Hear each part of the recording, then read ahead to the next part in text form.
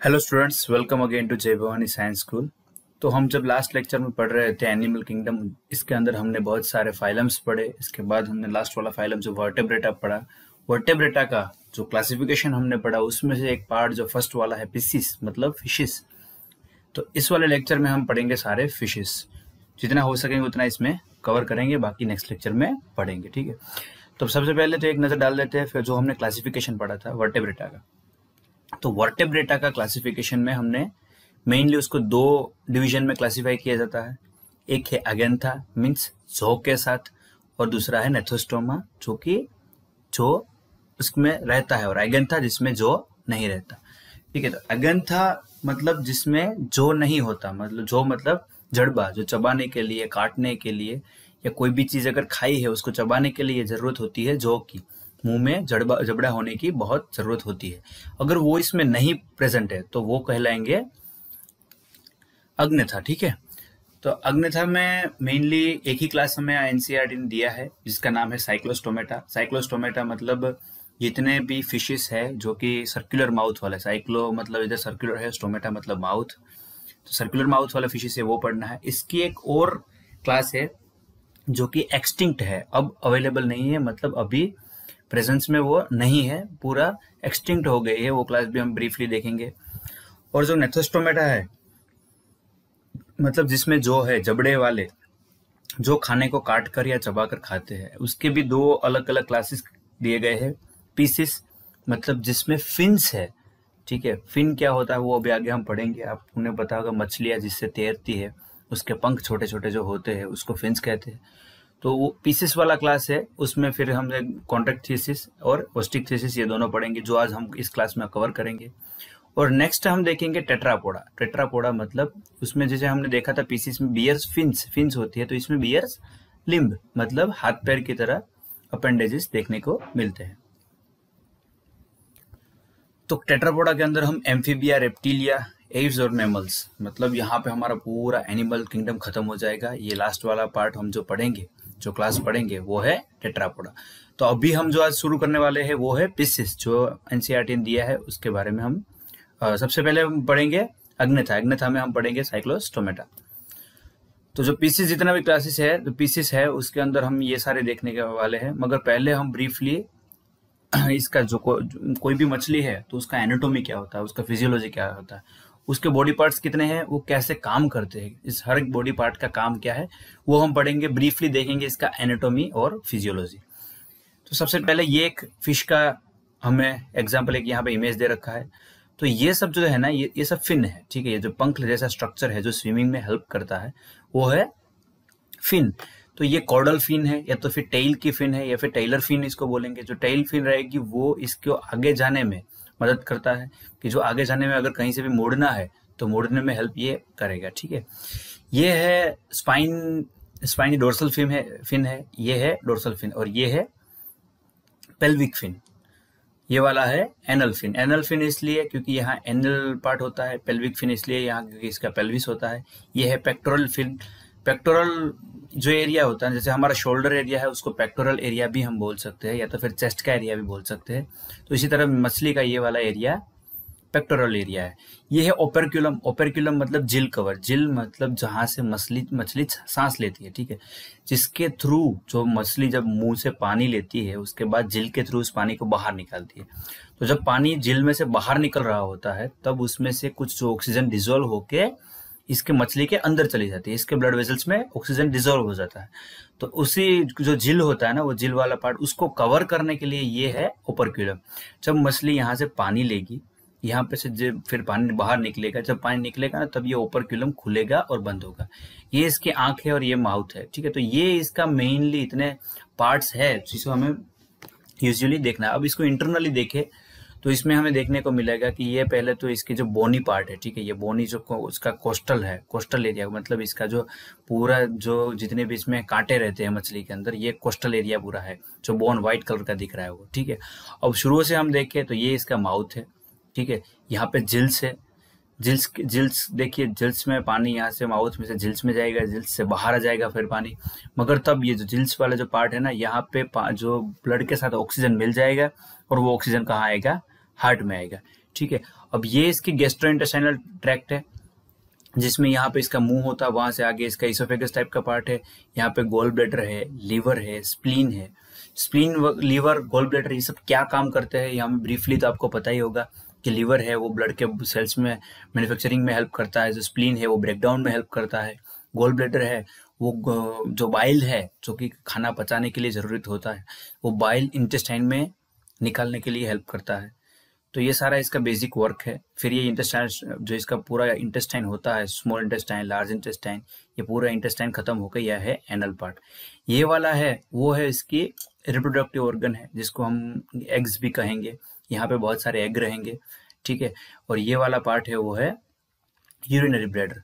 तो ये इसकी किडनी है, जो ये लंबी दिख रही है ना, इतनी इसका किडनी वाला पार्ट है, जो पर्पल कलर का लंबा ये जो दिख रहा है वो किडनी वाला पार्ट है। उसमें पूरा पानी का फिल्ट्रेशन होगा, ब्लड का फिल्ट्रेशन होगा, और जो खराब एक्सक्रीशन है उसका, जो खराब पार्ट है, जो ब्लड फिल्टर होकर जो खराब पार्ट निकलेगा, वो पार्ट पूरा इकट्ठा होके सेम यूरिनरी ब्लैडर में जाएगा, ब्लैडर में इकट्ठा होगा, और जब ये एक्सक्रीशन करेगा तब ये फीसिस के साथ यहीं से ही वेंट के थ्रू बाहर निकाल देगा।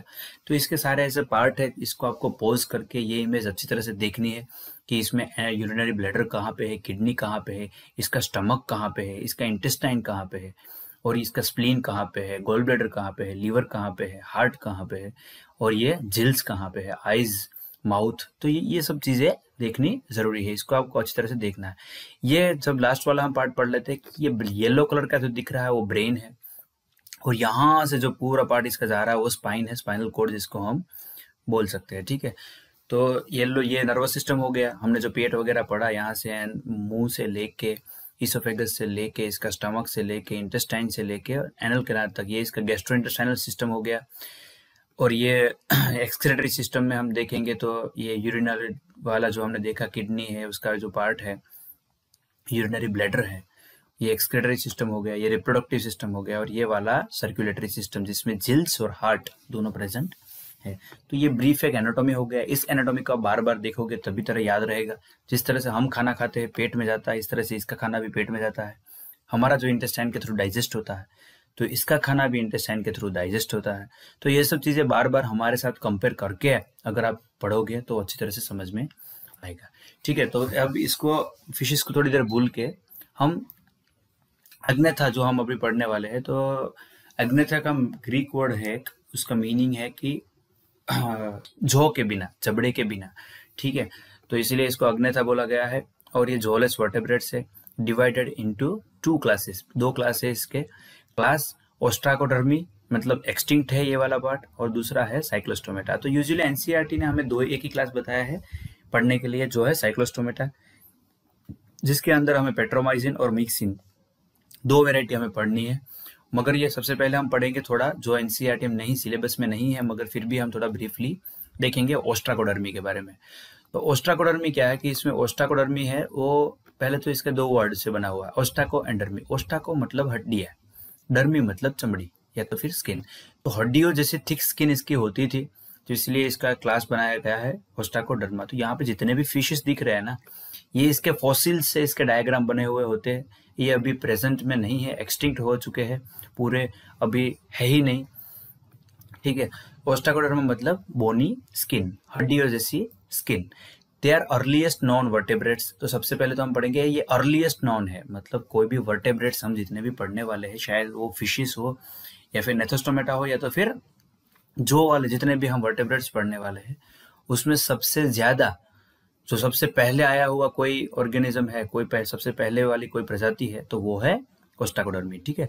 Well developed dermal scales which led its name to ostracoderm. तो डर्मल जो इसकी चमड़ी तो पूरी हड्डियों जैसी नहीं होगी, मगर उसके ऊपर जो स्केल्स रहती है, छोटे छोटे स्केल्स जो मछली के ऊपर रहते हैं, तो वो वाले स्केल्स एकदम हड्डियों की तरह हार्ड थे, तो इसीलिए इसको ओस्टाकोडर्मी कहा गया। Also called as armoured fishes. Armoured fishes भी इसीलिए कहा गया क्योंकि इसके स्केल्स इतने हार्ड है, इजीली उसको कुछ पियर्स नहीं कर सकता, उसको आप इजीली घाव नहीं दे सकता। छोटे प्रजाति के दूसरे जितने भी ऑर्गेनिज्म है इसको इजीली खा नहीं सकते क्योंकि इसकी स्किन है वो टफ है।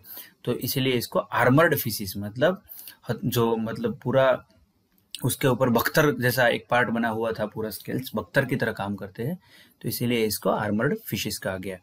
ऑल आर एक्सटिंक्ट, अभी कोई भी जिंदा नहीं मछली पाई जाती है, ये सारे एक्सटिंक्ट है, खत्म हो गए हैं, इसकी प्रजाति ही खत्म हो गई है।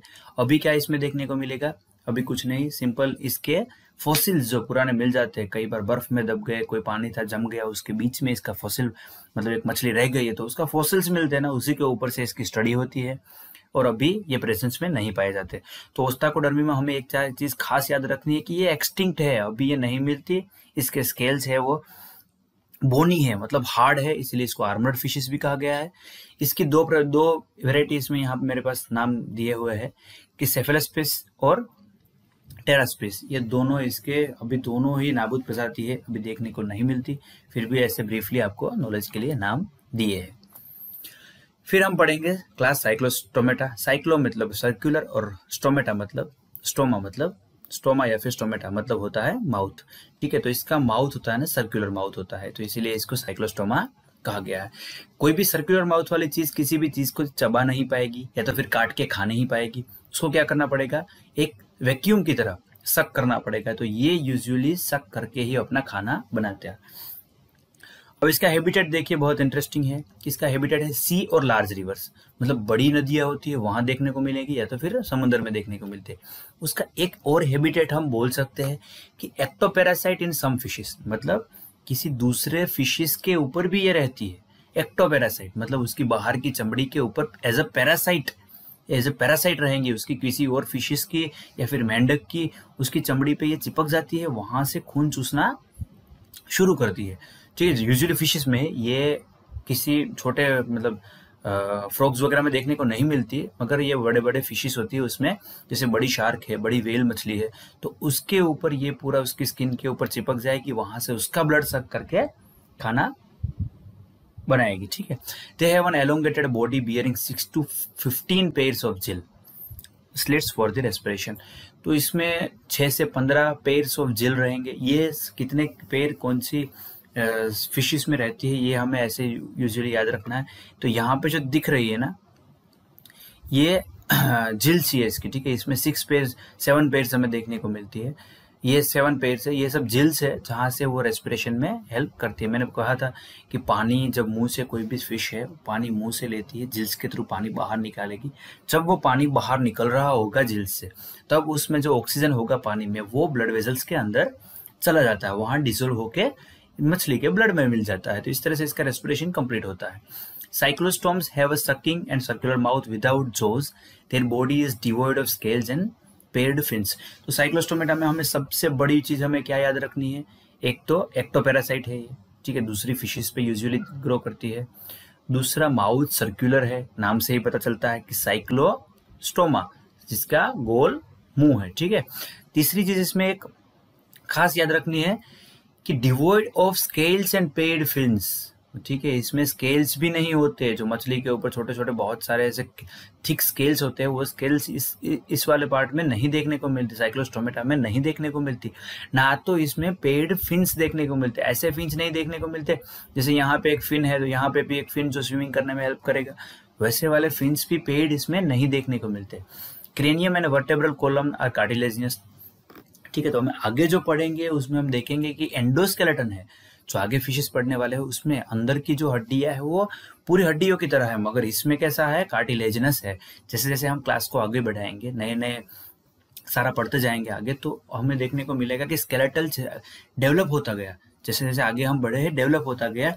कार्टिलेजियस मतलब एक, अब कार्टिलेज को आप एक सॉफ्ट हड्डी की तरह ले सकते हैं। जैसे हमारे कान का ईयर पिन्ना है वो कार्टिलेजनस है, ठीक है। हमारे नाक है तो कार्टिलेजनस है, जिसको हम मूव कर सकते हैं, वो हिल सकता है। तो इसकी जो अंदर का स्केलेटन इसका है वो कार्टिलेजनस है, कार्टिलेज से बना हुआ है, मतलब सॉफ्ट, बहुत ही सॉफ्ट बोन से, जो बोन को हम मोड़ भी सकते हैं। Circulation is of closed type, इसका सर्कुलेशन क्लोज्ड टाइप का है, ठीक है। मतलब हार्ट है, उसमें से ब्लड वेजल्स निकलेंगे और फिर वापस ब्लड वेजल्स हार्ट में आएंगे। ओपन तरह का ब्लड डिस्ट्रीब्यूशन इसमें देखने को नहीं मिलता। Cyclostomes are marine but migrate for spawning to fresh water. After spawning within a few days they die. Their larvae after metamorphosis return to the ocean. तो यहाँ पे मैंने जो इमेज दे रखी है ये फिश है, बड़ी वाली फिश है, मगर जो साइक्लोस्टॉर्म कौन सी है, ये वाली, ये लैम्प्रे है। ये वाली देखिए इस फिश के ऊपर पूरा चिपक के रख गई है। ये फिश जहाँ भी जाएगी ये इसके साथ ही जाएगी। और इसके अब इसमें एक बहुत ही इंटरेस्टिंग चीज़ है इन्होंने बताई कि साइक्लोस्टॉर्म्स होती है ना, वो कई बार मरीन, मतलब यूजुअली मरीन होती है, समुद्र में पाई जाती है, मगर समुद्र में से वो फ्रेश वाटर में या तो फिर मीठे पानी में कुछ समय के लिए चली जाती है, अपनी लाइफ स्पेन के कुछ टाइम के लिए। वैसे तो आखिरी टाइम में वहाँ फ्रेश वाटर में जाएंगी, वहाँ पे स्पॉनिंग करेगी, अंडे देगी वहाँ अंडे देगी। अंडे देने के बाद वो कुछ दिन तक मीठे पानी में जिंदा रह पाएगी, फिर वो मर जाएगी। ठीक है, ये बहुत ही इंटरेस्टिंग चीज़ है। नई प्रजाति को लाने के लिए ये खुद माइग्रेट होती है फ्रेश वाटर में, और फ्रेश वाटर में जाके जब अंडे दे देगी तो वहाँ फिर वो मर जाएगी। ठीक है, मर जाएगी। उसके बाद जो उसके अंडे होते हैं उसमें से उसके लार्वा बनेंगे, अंडे फूट के उसमें लार्वा निकलेंगे, इसके लार्वा फिर डेवलप होंगे और बाद में फिर से वो वापस समुद्र में चले जाएंगे। तो हमने देखा इसमें कि एक मछली, एक जो साइक्लोस्टोमा है वो मरीन वाटर मतलब खारे पानी से नदी वाले पानी में, फ्रेश वाटर में आती है, मीठे पानी में आती है, वहाँ पे अंडे रखती है। मीठे पानी के कारण जो कि उसको हैबिचुअल नहीं है इसलिए वो मर जाती है। वहाँ उसके अंडे बड़े होते हैं और फिर वो अंडे में से जो लार्वा निकलता है, लार्वा फिर बड़ा होके फिर वो वापस समुद्र में आता है। तो ये पूरा इसका लाइफ साइकिल इसमें हम देखने को मिलता है। इसके दो एग्जाम्पल यूजुअली देखने को मिलते हैं जो एनसीईआरटी ने हमें दिए हैं, पेट्रोमाइजोन लैम्प्रे एंड मिक्सिन मतलब हैगफिश। ठीक है, तो पेट्रोमाइजन सबसे पहले हम देखेंगे। तो हमने आगे भी जो इमेज देखी थी वो पेट्रोमाइजन की ही थी, जिसमें ये साइड में जिल्स रहेंगे, ये इसका आई है, यहाँ पे सर्कुलर नीचे माउथ दिखेगा। इसमें देखिए पेड फिन्स नहीं होती। पेड मतलब एक जोड़ी, फिन्स का जोड़ा नहीं होता, ये ऊपर फिन से नीचे नहीं है, यहाँ पे भी ऊपर फिन से नीचे नहीं है। ठीक है, इसलिए इसको पेड फिन्स नहीं है, इस तरह से कहते हैं। तो इसके बारे में पढ़ते हैं कि लैम्प्रेस और lamper eels belongs to, lamper eels belongs to this order, मतलब इसके और नाम दिए गए, एक लैम्प्रे भी कहेंगे और लैम्पर ईल्स भी कहेंगे। ठीक है, they are found in both marine and fresh water, मतलब खारे पानी में भी देखने को मिलता है, मीठे पानी में, नदी वाले पानी में भी देखने को मिलता है। They have a ventral mouth with many horny teeth, इसके वेंट्रल माउथ है और बहुत सारे हॉर्नी टीथ देखने को मिलेंगे, छोटे छोटे बहुत सारे टीथ, मतलब कांटों की तरह टीथ देखने को मिलेंगे। और वेंट्रल माउथ नीचे की साइड मुंह इसका देखने को मिलेंगे। तो नोस्ट्रिल इज प्रेजेंट डोर्सली, इसका जो नोस्ट्रिल है ना वो यहाँ पे नोस्ट्रिल रहता है। नोस्ट्रिल कहाँ पे प्रेजेंट है, वो डोर्सली है, ऊपर की साइड है। वेंट्रली क्या है, इसका माउथ है। Possess a well developed dorsal fin, इसकी जो डोर्सल फिन रहती है, ये वाली फिन, डोर्सल मतलब ये ऊपर वाली साइड का जो फिन है ये वेल डेवलप है, अच्छी तरह से फिन, नीचे कोई भी फिन देखने को नहीं मिलता। तो dorsal and ventral roots of spinal canal, spinal nerves are separate, तो इसके नर्व के डोर्सल और वेंट्रल दोनों रूट्स ही अलग होते हैं। द डेवलपमेंट इज डायरेक्ट, इसमें जो रिप्रोडक्शन के बाद जो डेवलपमेंट होता है वो डायरेक्ट डेवलपमेंट होता है। डायरेक्ट इनडायरेक्ट डेवलपमेंट क्या है वो हम लास्ट क्लास में पढ़ चुके हैं।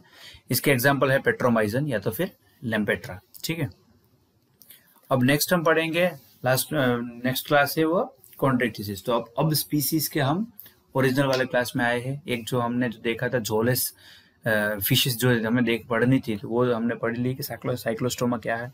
अब हम आते हैं जो जो वाले, जिसमें बियर, विच बियर्स जो, मतलब जिसमें जबड़ा है, जो चबा के काट के अपना खाना खाते हैं, मतलब मुंह को पूरा काट के हिला के खाना खाते हैं। तो उसमें सबसे पहले हम पढ़ेंगे कॉन्ट्रिक्थिसिस। कॉन्ड्रो मतलब कार्टिलेज और इक्थिस मतलब फिश, मतलब जो कार्टिलेजनस फिश है, जिसका जो अंदर की हड्डी कार्टिलेजनस है, सॉफ्ट बोन है, उसको हम कहेंगे, वो सब किस में आएंगे, कॉन्ट्रैक्टिसिस क्लास में आएंगे। They are marine animals and streamlined body and have a cartilaginous endoskeleton. Streamline body मतलब वेल डेवलप बॉडी, उसमें सारे फिन्स भी बहुत सारे देखने को मिलेंगे, उसका अच्छी तरह से डेवलप हुआ बॉडी भी देखने को मिलेंगे। और उसका स्केलेटन कैसा होता है, एंडोस्केलेटन मतलब अंदर की हड्डी कैसी होती है, कार्टिलेजनस। यह याद रखना है। कॉन्ड्रिक्थिसिस, कॉन्ड्री मतलब कार्टिलेज और इक्थिस मतलब फिश, तो जिसकी अंदर की हड्डी कार्टिलेजनस है, सॉफ्ट बोन जैसी है। हमारे कान के ईयर का जो पिन्ना होता है, हमारे कान का जो कान होता है ना, जिसको हम बाहर से पकड़ सकते हैं, अब मोड़ो किधर भी तो मुड़ जाएगा, तो क्योंकि वो कार्टिलेज का बना हुआ है। तो इसीलिए उसी की तरह इस फिशेस में भी कार्टिलेज की बनी हुई अंदर का स्केलेटन पूरा कार्टिलेज का बना हुआ रहता है। माउथ इज लोकेटेड वेंट्रली, इसमें भी वेंट्रल माउथ देखने को मिलेगा। Notochord is persistent through out the life, notochord पूरी लाइफ तक प्रेजेंट रहेगा, जब तक ये फिश पूरी डेवलप हो जाएगी, छोटे से बच्चे से लेके बड़ा फिश बन जाएगा, तब तक इसमें नोटोकोड रहता ही है। Gill slits are separate and without operculum, तो मैंने आपको अभी बताया था कि ओपरक्यूलम क्या होता है, ठीक है। हमने यहाँ पे देखा था कि ये ओपरक्यूलम है, तो ये जो वाले कॉन्ट्रिक्थिसिस है उसमें ओपरक्यूलम नहीं रहता और जिल स्लिट्स पूरा सेपरेट रहती है, ठीक है। जिल कवर नहीं रहता, ओपरक्यूलम को जिल कवर भी कहते हैं। तो स्किन इज टफ, स्किन इसकी टफ है, कंटेनिंग माइन्यूट प्लेकोइड स्केल, ठीक है, छोटी छोटी प्लेकोइड स्केल्स देखने को मिलेगी और टफ है, हार्ड स्किन रहती है। Teeth are modified placoid scales which are backward directed, ठीक है, टीथ इसका मॉडिफाइड है और जो प्लेकोइड स्केल्स रहेंगे वो बैकवर्ड साइड में डायरेक्टेड रहेंगे, ठीक है, पीछे की साइड में डायरेक्टेड हमें देखने को मिलेंगे। मतलब जब आगे पानी काटेगा तो प्लेकोइड्स, जब वो मछली पानी में तैर रही होगी तो प्लेकोइड स्केल उसको बीच में नहीं आते, उसको रोकते नहीं, इसलिए पीछे की तरह डायरेक्टेड वो देखने को मिलते हैं। देयर जॉब्स आर वेरी पावरफुल, उसके जबड़े बहुत ही पावरफुल होते हैं। These animals are predaceous, predaceous मतलब जो दूसरे एनिमल्स को ऊपर प्रे, उसके ऊपर शिकार करके ये खाना खाते हैं, इसलिए इसको प्रेडेशियस कहा गया है। Due to the absence of air bladder they have to swim constantly to avoid sinking. मैं एनाटॉमी पढ़ाने के टाइम में एयर ब्लैडर के बारे में आपको नहीं बताया, अभी बताऊंगा कि इसमें एयर ब्लैडर नहीं होता। एयर ब्लैडर एक मछली का वो पार्ट है जहां पे जब उसको ऊपर आना है तो एयर उसके अंदर भर लेता है और जब नीचे जाना है तो एयर निकाल देता है, क्योंकि एयर उसके अंदर भर जाएगा तो वो हल्की हो जाएगी तो वो पानी में ऊपर की साइड आ जाएगा, जब एयर ब्लैडर खाली हो जाएगा तो वो भारी हो जाएगी तो नीचे की साइड आ जाएगा। तो हर एक मछली इसी तरह से पूरा स्विमिंग अपना मेंटेन करती है, मगर इसमें कॉन्ट्रिक्थिसिस में एयर ब्लैडर नहीं होता, तो इसलिए उसको ऊपर जाने के या नीचे जाने के लिए कंटिन्यूस स्विमिंग करने में मेहनत करनी पड़ती है, कंटिन्यूस स्विमिंग करना पड़ता रहता है। तो अभी एयर ब्लैडर क्या और कहाँ प्रेजेंट रहता है मैं आपको बताता हूँ। तो ये हमें देखेंगे कि ये स्विम ब्लैडर है, देखिए स्विम ब्लैडर या तो फिर एयर ब्लैडर। अगर ये अच्छी तरह से इसमें भर गया, ये अंदर से ही इसमें एयर पूरा भर गया तो ये हल्की हो जाएगी फिश, तो ऊपर की साइड चली जाएगी। अगर ये एयर निकल गया, कंस्ट्रक्ट हो गया, पूरा एयर बाहर निकाल दिया या तो फिर ऑर्गन्स में डिसोल्व कर दिया एयर, तो फिर वो नीचे आ जाएगी, ठीक है। तो इसी तरह से इसका एयर ब्लैडर का काम चलता है। Heart is of 2 chamber, 2 chamber की हार्ट होती है, 1 ओरिकल एंड 1 वेंट्रिकल। 2 चैम्बर किस लिए, एक जब ब्लड लाएगा तो वहां से दूसरे में जाएगा, दूसरा फिर उसको बहुत ही जोर से पुश करेगा ताकि पूरी बॉडी में डिस्ट्रीब्यूट होगा। जब हम ह्यूमन हार्ट की एनाटॉमी और फिजियोलॉजी पढ़ेंगे तब आपको समझ में आएगा कि चैम्बर का मतलब क्या होता है, ये चैम्बर क्या काम करते हैं। तो चैम्बर्स है, इसमें 2 चैम्बर वाला हार्ट देखने को मिलता है। Some of them have electric organs, ये बहुत इंटरेस्टिंग है। कोई जानवर इलेक्ट्रिसिटी पैदा कर सकता है क्या? हाँ, कुछ है, जिसका एग्जांपल यहाँ पे है torpedo. And some possesses poison sting, trygon. इन दोनों का एग्जांपल हम डिटेल में अभी पढ़ेंगे। इसमें इलेक्ट्रिक ऑर्गन्स रहते हैं टॉर्पेडो में, जिससे वो इलेक्ट्रिसिटी पैदा करता है, ठीक है। इलेक्ट्रिसिटी, हमें इलेक्ट्रिसिटी कोई बल्ब जलाने के, बत्ती जलाने के लिए नहीं पैदा करता, मगर अगर आसपास कोई दूसरा प्रेडेटर आया है, इसको खाने के लिए कोई दूसरा जानवर आया है, तो उस जानवर को इलेक्ट्रिसिटी जनरेट करके ये इतना करंट देगा कि वो भाग जाएगा, ठीक है। या तो कोई छोटा जानवर है जिसको इसको खाना है तो उसको करंट देगा, बेहोश कर देगा और खा लेगा। सेम दूसरा जो ट्राइगन है, टॉर्पेडो में ये इलेक्ट्रिसिटी वाला था, ये जो ट्राइगन करके एक और पार्ट है, इसके पास पॉइजनस स्टिंग रहता है। किसी भी अगर कोई पास आया, कोई प्रेडेटर पास आया तो उसको मार देता है, स्टिंग मार देगा। या तो फिर छोटा प्रेडेटर, कोई छोटा को दूसरा है मछली, तो उसको स्टिंग करके बेहोश करके ये पूरा प्रे मतलब खाना उसका बनाएगा। दे आर कोल्ड ब्लडेड, मतलब पोइकिलोथर्मस को कोल्ड ब्लडेड मतलब क्या होता है कि उसमें थर्मल रेगुलरिटी नहीं रहती, वो अपने आप शरीर का बॉडी टेम्परेचर कंट्रोल नहीं कर सकते, उसको कोल्ड ब्लडेड कहते हैं, ठीक है। That is lack of the capacity to regulate their body temperature. Sexes are separate, इसमें सेक्सेस सेपरेट रहेंगे, मेल और फीमेल दोनों अलग अलग कॉन्ट्रिक्थिसिस के अलग अलग स्पीसीज में रहेगा। In males pelvic fins bear claspers, तो मेल के अंदर क्लास्पर्स रहेंगे, ठीक है। ये फीमेल है, ये मेल है, मेल के अंदर ये क्लास्पर्स रहेंगे, ये दो जो दिख रहे हैं ना वो क्लास्पर्स है। They have internal fertilization and many of them are viviparous, ठीक है। तो इसके अंदर इंटरनल फर्टिलाइजेशन होगा और इसमें बहुत सारे ऐसी प्रजातियां हैं जो कि विविपोरस है। विविपोरस मतलब जो अंडे नहीं देते, जो अंडज नहीं है उसके सिवा के जो बहुत है, जो बिना अंडों के डायरेक्ट ऑर्गेनिज्म को जन्म देती है, तो उसको कहते हैं विविपरस। इसके एग्जाम्पल है स्कोलियोडन, डॉगफिश, प्रिस्टिस, कार्केरोडन और ट्राइगन, स्टिंगरे, ये सब सारे इसके एग्जाम्पल है। कुछ एग्जाम्पल हम देखेंगे। तो सबसे पहले पढ़ेंगे स्कोलियोडन या तो फिर dogfish. Scoliodon humorally is common in Bengal, तो बंगाल में ये देखने को मिलती है। इंडिया में कहाँ देखने को मिलती है? बंगाल के अंदर। They have ampullary pores on the upper and lower surface of the head, तो यहाँ पे छोटे छोटे ऐसे एम्पोलरी पोर्स रहेंगे, छोटे छोटे छोटे होल रहेंगे, लोअर और अपर दोनों सरफेस पे देखने को मिलेंगे। वो होल क्या करेंगे? Each pores leads to an ampulla called ampulla of Lorenzini. तो ये हमें जो नीट के बहुत ही इंपॉर्टेंट क्वेश्चन है कि एम्पुला ऑफ लोरेजिनी वो क्या होता है? Through which fishes receive the information of the temperature fluctuating in the surrounding water. तो अगर वो पानी में टेम्परेचर बढ़ रहा है या कम हो रहा है, आसपास कोई प्रे है तो उसके कारण जो पानी का टेम्परेचर बदलता है, तो वो सब कैसे पता चलेगा? इसको एम्पुला ऑफ लोरेजिनी से, जहां से ये सेंस करेगा। ये एम्पुला ऑफ लोरेजिनी है, छोटे छोटे जो यहाँ पोर्स आते हैं, जिसको हम एम्पुलरी पोर्स भी कह सकते हैं। तो यहाँ पे ये पोर्स जो पेशेंट रहेंगे, उससे ही वो पानी का तापमान क्या है वो पता लगाता है। नेक्स्ट फिश पढ़ते हैं प्रिस्टिस। प्रिस्टिस या तो फिर इसको सो फिश भी कहेंगे। सो फिश क्यों कहेंगे? कि head forms so like rostrum which bears a series of strong teeth like denticle along with the margin. ठीक है, तो ये जो आरी होती है ना, जिसको हम गुजराती में करवत कहते हैं, जो आरी होती है उसकी तरह ये दिखने वाला है, तो इसीलिए इसको सो फिश या तो फिर प्रिस्टिस कहा गया है। इसमें ये इसके डेंटिकल्स रहेंगे, मतलब बहुत सारे दांत जैसे पार्ट है। It uses denticles for offence and defence, मतलब किसी को मारना है तब भी, खुद को बचाना है तभी भी इसका ये यूज करेगी। तो ये बहुत ही इंटरेस्टिंग है। इसका नाम है सो फिश, हमें अच्छी तरह से याद भी रह सकता है। अगर हम कॉन्ट्रिक थीसिस का अगर कोई एग्जाम में आप पेपर में लिख रहे हो, तो उसमें आप सो फिश का डायग्राम भी इसमें बना सकते हो। दूसरे इसमें और पढ़ेंगे, वो भी उसके भी डायग्राम बहुत ही ईजी है।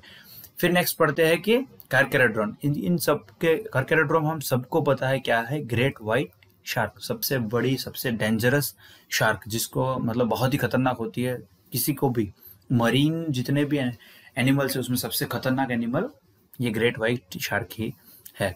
Great white sharks have a muscle that generates the heat to keep their core warm unlike many other shark species. इसके मसल्स रहते हैं ना, वो उसकी बॉडी को गर्म रखते हैं। ठीक है, और great white sharks are the largest predatory fish in the world. सबसे बड़ी शिकारी मछली कोई है दुनिया में तो वो है ग्रेट व्हाइट शार्क। फिर आता है टॉर्पेडो, मतलब इलेक्ट्रिक रे, जो मैंने बताया था जिसमें इलेक्ट्रिक ऑर्गन्स रहेंगे। बॉटम लिविंग मरीन फिश, सबसे पहले तो ये चीज बॉटम लिविंग है। ठीक है, यूजुअली ये समुद्र में ऊपर तैरने की देखने को नहीं मिलती। ये कहाँ पे होती है? बॉटम में, बहुत नीचे। discharges electricity which is sufficient to make unconscious the prey such as small fishes। तो ये कई बार इलेक्ट्रिसिटी डिस्चार्ज करता है, ऐसे इलेक्ट्रिसिटी का डिस्चार्ज करेगा, छोटी सी एक करंट देगा, जिससे छोटी मछली होती है वो बेहोश हो जाती है और उसको फिर ये खा जाती है। और pair of electric organs are situated on the dorsal side of the trunk region. ठीक है, इसके ट्रंक रीजन में छोटे छोटे इलेक्ट्रिक ऑर्गन्स देखने को मिलते हैं, जहां से वो डिस्चार्ज करती है। In fact the electric organs are the modified lateral muscle plates innervated by the cranial nerves. तो ये जो मतलब जो इसके इलेक्ट्रिक ऑर्गन्स रहेंगे ना, जो ये वाले मसल प्लेट्स के अंदर ही, तो वो एक मॉडिफाइड मसल प्लेट्स ही है। ठीक है, वो मस्कुलर पार्ट ही है, मगर वो मॉडिफाई होकर कैसा बनता है? इलेक्ट्रिक ऑर्गन का रूप ले लेता है। फिर नेक्स्ट पढ़ेंगे स्ट्राइगन, तो इसको स्टिंगरे या तो फिर काइट फिश भी हम कह सकते हैं। It resembles the electric ray in many aspect but does not have electric organ। ये इलेक्ट्रिक रे की तरह दिखती है मगर इसमें कोई इलेक्ट्रिक ऑर्गन है नहीं। Body is somewhat kite shaped, मतलब पतंग की तरह दिखने वाला एक ये फिश है। स्टिंग और स्पाइन में make severe wound on victim. तो इसका जो स्टिंग है या तो फिर स्पाइन है, यहाँ से ही वो स्टिंग करता है या तो फिर डंक मारता है, और उसका डंक बहुत ही डेंजरस हो सकता है, पॉइजनस हो सकता है। कई बार कई लोग घायल हो जाते हैं, या यहाँ तक डेंजरस होता है कि वो इंसान को भी अनकॉन्शियस बेहोश कर सकता है। ठीक, फिर कॉन्ट्रिक थीसिस के बाद हम आते हैं ऑस्टिक थीसिस। कॉन्ट्रिक थीसिस में हमने पढ़ा था कि जो कॉन्ड्रा मतलब जो कार्टिलेजिनस पार्ट है उससे बनी हुई इसका पूरा एंडोस्केलेटल है, मगर इसमें अब ऑस्टिक थीसिस मतलब इसका बोन बोन से बनी हुई अंदर का स्केलेटन है, तो इसलिए इसको ओस्टिकथिसिस क्लास नाम दिया गया है। It includes both marine and fresh water fishes with bony endoskeleton. ठीक है, तो इसमें मरीन वाटर भी फिशेस देखने को मिलेगी और फ्रेश वाटर भी, दोनों के अंदर बोनी एंडोस्केलेटन है। ठीक है, जिसके अंदर की जो हड्डियां है वो बिल्कुल हड्डियां, कड़क हड्डियां, मजबूत हड्डियों जैसी है। देयर बॉडी स्ट्रीमलाइंड, इसकी बॉडी भी बहुत ही अच्छी तरह से वेल डेवलप्ड बॉडी होती है, स्ट्रीमलाइंड होती है। Mouth is mostly terminal. तो टर्मिनल क्या होता है? आगे वाली साइड। ठीक है, ये आगे वाली साइड हो गया, सीधी साइड में आगे वाली, तो ये टर्मिनल माउथ हो गया। ये सुपीरियर माउथ हो गया, ऊपर वाली साइड माउथ। ये इंफीरियर माउथ हो गया, सब टर्मिनल। और अगर यहाँ पे है एकदम नीचे की साइड तो उसको कहेंगे वेंट्रल, यहाँ पे ऊपर की साइड है तो उसको कहेंगे डोर्सल। तो ये इसके पार्ट है। तो यहाँ पे मैंने इमेज दे रखी ताकि आपको टर्मिनल माउथ का मतलब पता चल जाए। They have 4 pairs of gills which are covered by an operculum on each side. इसके भी 4 सेट्स ऑफ जिल्स होती है, यहाँ पे जिल्स होती है जो कि ओपेरक्यूलम मतलब ऊपर का एक कवर होता है उससे कवर की गई होती है। Skin is covered by cycloid और टिनोइड स्केल्स। तो स्किन में पूरा छोटे छोटे स्केल्स छोटे छोटे रहते हैं, छोटे छोटे, अपने नाखून के एक छोटा सा पार्ट देख लो, उसी की तरह बहुत छोटे छोटे स्केल्स बहुत सारे रहते हैं। Air bladder is present which regulates the buoyancy. तो एयर ब्लैडर इसके अंदर, इसको बुयंसी, इसको जो जो स्विमिंग करने की जिसकी कैपेसिटी है उसको रेगुलेट करता है। Heart is 2 chambered, 1 Oracle and 1 ventricle. तो जैसे सेम हमने कॉन्ट्रिक्टिसिस में पढ़ा था, उसी की तरह इसका हार्ट भी 2 चैम्बर में रहता है, 1 is Oracle and 1 is ventricle. Human का हार्ट कितना? 4 चैम्बर का रहता है, 2 ओरिकल और 2 वेंट्रिकल रहते हैं। ठीक है, राइट ओरिकल या तो फिर right atrium, right ventricle, left atrium या फिर लेफ्ट ओरिकल और लेफ्ट वेंट्रिकल। ठीक है, इससे 4 चैम्बर होती है, इसमें खाली 2 चैम्बर होती है। They are cold blooded animals, इसमें भी कोल्ड ब्लडेड एनिमल्स होते हैं। वो जनरली इसका ब्लड मतलब इसका जो टेम्परेचर, बॉडी टेम्परेचर बहुत ही लो होता है। सेक्सेस आर सेपरेट, मेल और फीमेल दोनों ही अलग अलग रहेंगे। Fertilisation is usually external, fertilisation external होता है, बाहर के एटमोसफियर में ही इसका जो फर्टिलाइजेशन है उसका जो पूरा जो डेवलप होगा बच्चा, वो कहाँ पे होगा? बाहर के एटमोसफियर में होगा। They are mostly oviparous and development is direct. तो यूजुअली ये ओविपोरस होते हैं, ठीक है, अंडे देने वाले होते हैं, और इसका जो डेवलपमेंट है वो डायरेक्ट डेवलपमेंट देखने को मिलता है। इसके भी एग्जांपल्स देख लीजिए, मरीन में भी देखने को मिलेंगे, फ्रेश वाटर और एक्वेरियम। एक्वेरियम में भी यूजुअली जो फिशेस होती है वो कौन सी फिश होती है? ये ओस्टिकथिसिस वाले ही होते हैं। तो मरीन में एक्सकोडस मतलब फ्लाइंग फिश है, हिप्पोकैम्पस है, सी हॉर्स है, फ्रेश वाटर में लेबियो, कैटला और क्लेरिस है, और एक्वेरियम में बेटा और टेरोफाइलम है। तो सब कुछ इसमें से कुछ हम पढ़ेंगे। तो सबसे पहले पढ़ेंगे एक्सकोइटस मतलब flying fish. It does not fly but often leaps into air up to about 6 metres high. तो 6 मीटर तक 18 फीट के आसपास जो हाइट जंप लगा सकती है तो उसको फ्लाइंग फिश ही कहेंगे।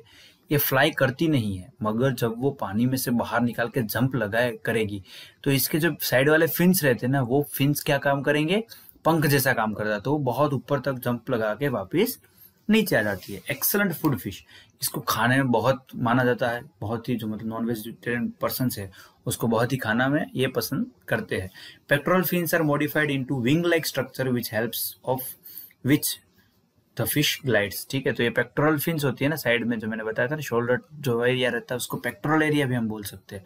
तो उसकी जो फिन्स होती है वो मॉडिफाई होके विंग लाइक मतलब पंख के जैसा स्ट्रक्चर बनाती है, जिसके थ्रू ये पानी में से उड़ उड़ के चलते हैं। आपने अगर मूवी देखा है लाइफ ऑफ पाई, तो उसमें ये वाले फिशेस देखने को मिलते हैं कि वो बहुत फ्लाई करके आती है, पूरी इसकी बोट में इकट्ठा हो जाती है। तो ये हमें उधर देखने को मिलता है। डिस्कवरी वगैरह में भी ये बहुत बार दिखाते हैं, देखने को मिलता है। ठीक है, हिप्पोकैम्पस मतलब sea horse, looks like a horse. इसको देख लीजिए आप, घोड़े की तरह आगे से पूरा इतना घोड़े की तरह ही दिखने को मिलता है, इसलिए इसको सी हॉर्स कहेंगे। हाँ, साइज में बहुत ही छोटा है, बहुत छोटा मतलब हमारी हथेली में। देखिए यहाँ मैंने वो ऊपर एक इमेज दे रखी है, हथेली के भी छोटे से पार्ट में आ जाएगा। एक 2 इंच का, 2-2.5 इंच का ही होता है, इसलिए इसको साइज में छोटा होता है, मगर शेप हॉर्स जैसा है तो सी हॉर्स कहेंगे। Male bears brood pouch in which female lays eggs until it hatches. इसमें जो मेल होता है ना, मेल के अंदर यहाँ पे एक बड़ा वाला पाउच होता है, जिस पाउच के अंदर जो दूसरी फीमेल है वो अंडे रखेंगी और वो अंडे उसी पाउच में डेवलप होंगे और वहां पे ही वो फूट जाएंगे, वहां से उसके नए हिप्पोकैम्पस अस्तित्व में आएंगे। ठीक है, तो ये एक बहुत इंटरेस्टिंग चीज़ है कि यूजुअली कोई भी जब बच्चा बड़ा हो जाता है तब तक उसको ग्रो करने की जिम्मेदारी किसकी होती है, अंडा हो या फिर लार्वा, उसको उसकी मदर ही ग्रो करती है। मगर यहाँ पे कुछ अलग है, जो मदर है उसकी वो अंडे देगी कहाँ पे, ये मेल के पाउच में जहाँ पे वो ग्रो करेंगे। ठीक है, लेबियो या तो फिर रोहिता है जिसको रोहू कहेंगे, found in clear sluggish river and streams. तो यूजुअली बहुत सारी नदियों में और हर एक नदियों में देखने को मिलेगी। पॉपुलर डिलीशियस डिशेस, तो ये इंडिया में और हर जगह पे इसको मतलब as a food, marine food में भी या तो फिर ये फ्रेश वाटर फूड में इसका यूज होता है। ठीक है, वह कैटा और कैटला, ये तो फिर थीला इसका नाम गया, कैटा कैटला या तो फिर थीला। ठीक है, तो फ्रेश वाटर फिश है found all over the India, ये भी पूरे इंडिया में देखने को मिलेंगे। हम यूजुअली जितने भी फिशेस मार्केट्स में देखने को मिलते हैं खाने के लिए जो यूज होते हैं उसमें यह रोहू और कैटला या तो फिर थीला ये सबसे ज्यादा देखने को मिलते हैं। फिर आता है क्लैरिस या तो फिर मगूर, also called as walking catfish. Walking catfish इसलिए कहेंगे कि अगर इसको बाहर रखोगे, आप पानी के बाहर रखोगे तो भी वो थोड़ा बहुत ऐसे चल रही है, उस तरह से दिखती है, उसके फिन्स की मदद से वो आगे बढ़ सकती है, इसीलिए इसको वॉकिंग कैटफिश कहेंगे, क्लैरियस, जिसको हम मगूर बोलाते हैं। ठीक है, अब ये था आज का क्लास। अब नेक्स्ट क्लास में हम शुरू करेंगे एम्फीबायंस। ठीक है, तो अभी पूरे जो स्पीसीज आज हमने पढ़ लिया कि जो झोलेस कौन से थे और मतलब जिसके स्टोमेटा नहीं थे, स्टोमेटा के बिना और स्टोमेटा के साथ, या जो के बिना और जो के साथ, तो उसमें हमने पूरा साइक्लोस्टोमेटा पढ़ लिया, ऑस्ट्रिक्थिसिस और कॉन्ड्रिक्थिसिस, ये सारे पढ़ लिए। अब नेक्स्ट क्लास हम जब शुरू करेंगे तब आएंगे जिसमें लिम्स प्रेजेंट है, वैसे वाले में सबसे पहला क्लास है एम्फीबायंस। ठीक है, थैंक यू।